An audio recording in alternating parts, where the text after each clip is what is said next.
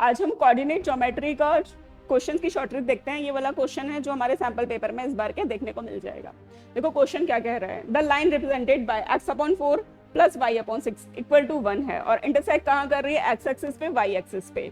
Intersect X axis पे कर रही है वो हमारा p हमारा कोऑर्डिनेट्स है, और क्या वाई एक्सिस पे जहाँ इंटरसेक्ट कर रही है वो q कोऑर्डिनेट्स है।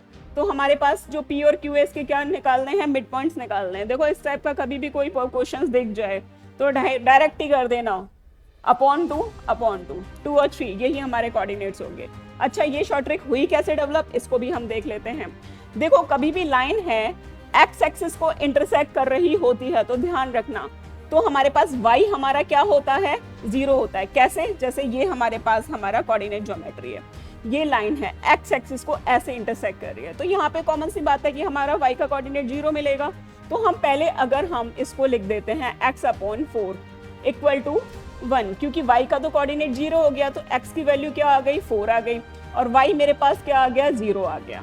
क्लियर। तो मेरे पास है p पे हमारे कोऑर्डिनेट्स कौन से मिल गए, 4 0। अब हम चेक करते हैं दूसरा।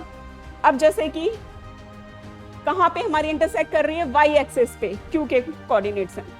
y एक्सिस पे अगर लाइन इंटरसेक्ट कर रही है तो ऐसे इंटरसेक्ट कर रहेगी, y एक्सिस पे इंटरसेक्ट कर रही है तो x कोऑर्डिनेट क्या हो जाएगा, हमारे पास 0 हो जाएगा। तो हम इसको x हमारा 0 होगा तो y/6 को हम किसके, तो y की वैल्यू मेरे पास कितनी आ गई है, 6 आ गई है, तो 0 और 6 हो गए हैं। अब मैं p और q लाइन बनाऊंगी और मैं इसके मिड पॉइंट्स निकालूंगी। ये क्या है मेरे पास, 4, 0, 0, 6, तो 4 + 0/2। दूसरा क्या हो जाएगा, 0 + 6/2, तो कितना हो गया, 2 और 3। हमारी प्रैक्टिस इस टाइप से हो जानी चाहिए कि हमारा क्या है कि वो हमारे कॉन्सेप्ट इस तरीके से बिल्डअप होने चाहिए, तो हमारा एमसीक्यूज देख करके ही हम आंसर से टिक कर दें।